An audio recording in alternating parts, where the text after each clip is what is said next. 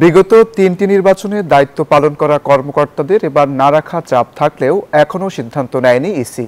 নতুন ১০ লাখ লোকবলকে দক্ষ করতে এরই মধ্যে প্রশিক্ষণ শুরু করেছে কমিশন। তবে সৎ ও দক্ষদের আবারও দায়িত্ব দেওয়ার পরামর্শ নির্বাচন কমিশনের সাবেক যুগ্ম সচিব জেসমিন টুলির। একই অভিমত ইসি সচিব আক্তার আহমেদেরও। অন্তরা বিশ্বাসের রিপোর্ট। ভোট কারচুপি আর অনিয়ম জালিয়াতির বিস্তর অভিযোগে কলঙ্কিত হয়ে আছে বিগত ৩ জাতীয় নির্বাচন, যেখানে হয়েছে প্রতিদ্বন্দ্বিতাহীন নির্বাচন, হয়েছে আমি আর ডামি, নয়তো দিনের ভোট রাতে।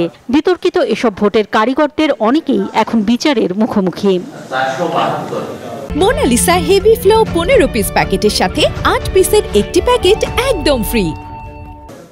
এমন প্রেক্ষাপটে গত ৩ নির্বাচনে দায়িত্বরত কর্মকর্তাদের এবার নির্বাচন সংশ্লিষ্ট কোনো কাজে না রাখার সিদ্ধান্ত নিয়েছে অন্তর্বর্তী সরকার।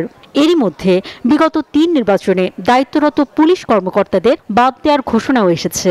আমরা প্রথম দেখব যে যারা ৩টা নির্বাচনের সাথে জড়িত ছিল তাদের আমরা প্রথম বাদ দেব। এদিকে জাতীয় নির্বাচনের জন্য অন্তত ১০ লাখ লোকবল প্রশিক্ষণ দেওয়ার সিদ্ধান্ত নিয়েছে কমিশন। কিন্তু শুধুমাত্র এই প্রশিক্ষণের মাধ্যমে তাদেরকে দক্ষ করে গড়ে তোলা কঠিন হবে। তবে যারা দল কানা ছিল বা নির্বাচনে কারচুপি করেছেন তাদেরকে বাদ দিতে হবে।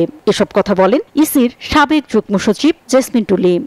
কেউ বাধ্য হয়ে করেছে, কেউ দায়িত্ব পালন করে বলে করতে হয়েছে, এবং কেউ যারা করেছে যে একেবারে ওই কাজের সাথে সরকারকে সহযোগিতা করার মনোভাবে, যে একটা দল নিবেদিত, তাদের বাদ দিয়ে করলে ভালো হতো। যে একদম ঢালাওভাবে, আসলে ঢালাও কোনো কথাই চলে না, একেবারে নতুন সেট পিপল নিয়ে ভোট কেন্দ্রে কাজটা হাতে দেয়, সেক্ষেত্রে খুবই চ্যালেঞ্জিং হয়ে যাবে। আমার কাছে মনে হচ্ছে তাদের যোগ্যতা ধরা উচিত ছিল, দক্ষ হতে হবে এবং সৎ হতে হবে। বিগত ৩ নির্বাচনে দায়িত্বরতদের তালিকা তৈরি করেছে নির্বাচন কমিশন। তাদের বিষয়ে তথ্যও সংগ্রহ করা হচ্ছে। এরপর তদন্ত করে দেখা হবে যে তারা কোনো অনিয়ম করেছেন কিনা। যারা অনিয়মের সাথে জড়িত নন তাদেরকে এবং যাদের গ্রহণযোগ্যতা রয়েছে তাদেরকে নিয়ে কাজ করার চেষ্টা চলছে বলে জানান ইসি সচিব আক্তার আহমেদ। এখন ব্যাপার হচ্ছে যে কারোর মনের ভিতরে ঢুকে তো বোঝা মুশকিল যে আপনি কতটুকু ইনভলভ ছিলেন। পারিপার্শ্বিক পরিস্থিতি, পিয়ার রিভিউ, তার রাজনৈতিক পরিচয়, রাজনৈতিক সংশ্লিষ্টতা ইত্যাদি জিনিসগুলো বিবেচনা করে এটা করা হবে।